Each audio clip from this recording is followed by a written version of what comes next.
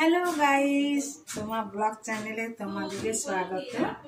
আজকে আমি তোমাদের কাছে একটা খুবই নর্মাল রেসিপি নিয়ে এসেছি। আর তাদের জন্য বিশেষ করে এনেছি যারা ছোট ছোট বোন এখন রান্না শিখছে তাদের জন্য। আমি এখন এর আগের রেসিপিতেই বলেছি যে আমি এখন সব নর্মাল রান্না করছি।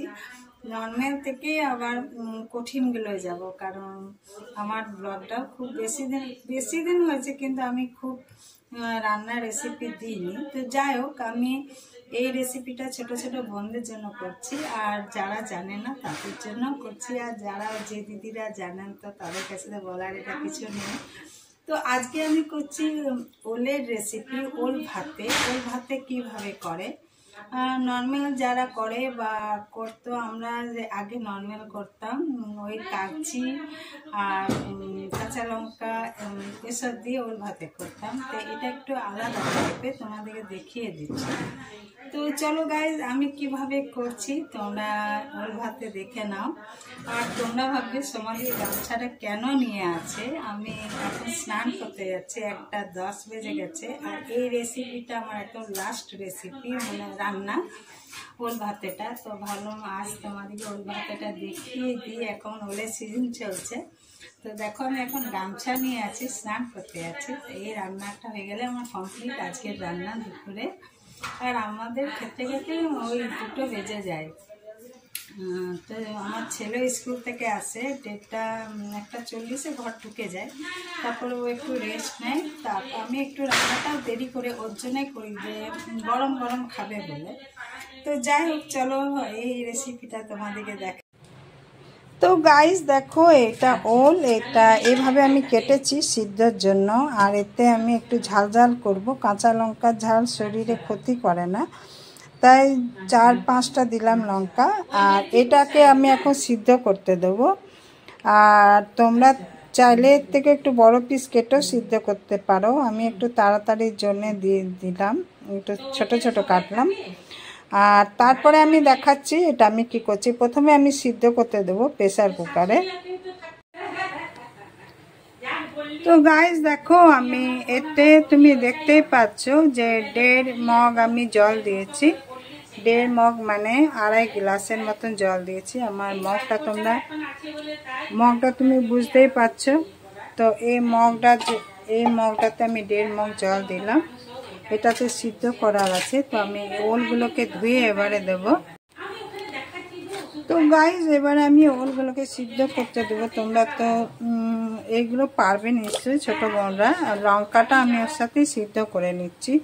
এইরকম করলে টেস্টটা ভালো হয়, সিদ্ধ লঙ্কাগুলোকে চটকে দিলে। তো আমি লঙ্কার ওলটাকে একসাথে আমি সিদ্ধ করতে দিয়ে দিচ্ছি।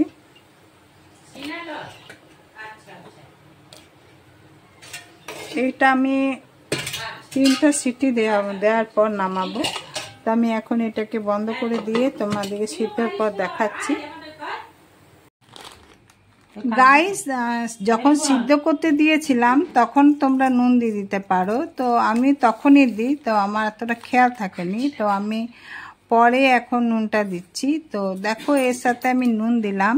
এটা কাঁচা সর্ষে বাটনা। তো এটাতে আমি ওই 300 মতন আছে ওল। তো আমি এখানে বড় বড় চামচে 2 চামচ, মানে টিস্পুনের থেকে একটু বড় চামচে 2 চামচ সর্ষে বাটনা দিলাম। আর কাঁচা সর্ষের তেল দিলাম ওই বড় চামচেরই 2 চামচ। আর এইগুলোকে আমি ভালো করে এখন মাখবো। সিদ্ধ হয়ে গেছে। তো আমার প্রেসার কুকারটা 3 সিটিতেই হয়ে যায়। তোমাদের প্রেসার কুকারে 3 সিটিতে যদি না হয় তাহলে আর 1-2 সিটি দিয়ে দেবে। তো এইটা আমি কাঁচা সর্ষে বাটনা দিয়েছি, এটা কোনো রান্না করার নয়। তা আমি এই স্পেশালটার জন্যে তোমাদেরকে আজকে আমি এই ওল মাখাটা দেখাচ্ছি, যে এটাতে আমি কাঁচা সর্ষে বাটনা দিয়েছি। আর দেব পাতিলেবুর রস। আর দেখো, আমি পাতিলেবুটা কেটে রেখেছি। তো আমি এটা টেবিলে এই জন্য করছি, রান্নাঘরে দেখাতে আমার অসুবিধা হচ্ছিল, কারণ এখানে লাইটটা বেশ রান্নাঘরে আসছে না ক্যামেরায়। তো আমি আমার দিদিকে বললাম তুমি মেখে দাও, আমি ক্যামেরাটা ধরছি।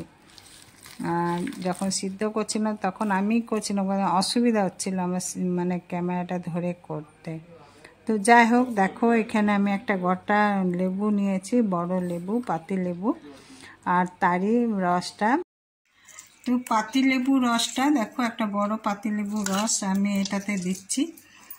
তো আর একটু করে কেটে নিলে রসটা বার হতো ভালো। তো যাই হোক, যখন হয়ে গেছে তো এটাতে এই কাগজি রস দেবে, না হলে ওল কুটকুট করে। যে কোনো ওল রান্না করতে গেলে টক দিতে হয়, না হলে কুটকুট করে। বড় দিদিরা এটা জানবে, তোমরা জানো না, তাই তোমাদেরকে বলে দিচ্ছি যে যখনই ওলের রেসিপি করবে, যে কোনো তরকারি করো বা এই ভাতে করো, মানে এটা ওল ভাতে বলে, তো তোমরা টক জাতীয় নিশ্চয়ই দেবে, না থাকলে তেঁতুল দেবে, কিন্তু টক দেবে, না হলে কুটকুট করে। তো এই রেসিপিটা এইখানেই শেষ।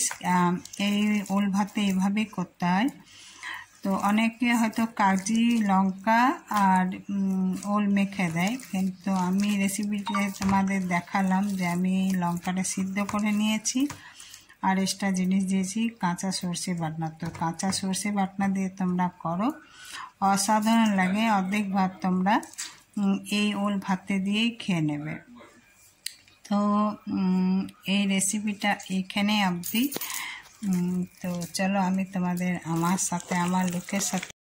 তো গাইস দেখো আমার ওল ভাতের রেসিপি, আর আমি এখানে বসে আছি। ক্যামেরার অসুবিধার জন্য আমাকে এভাবে দেখাতে হচ্ছে। তো তোমরা এভাবে করো, সত্যি বলছি অসাম লাগে খেতে। আর অর্ধেক ভাত এই ওল ভাতে দিয়েই খাওয়া যায়, আমার খুব ভালো লাগে গো ওল ভাতে। তারপরে নিম ভাজা, কালনা ভাজা দিয়ে আমার অর্ধেক মানে ভাতই খাওয়া যায়। তো গাইস যাই হোক, আমার এই রেসিপি তোমাদের কেমন লাগলো আমাকে নিশ্চয়ই কমেন্টসে জানিও, আর লাইক সাবস্ক্রাইব নিশ্চয়ই করো। তো চলো আজকের মতন এই অবধি, চলো টাটা, বাই বাই।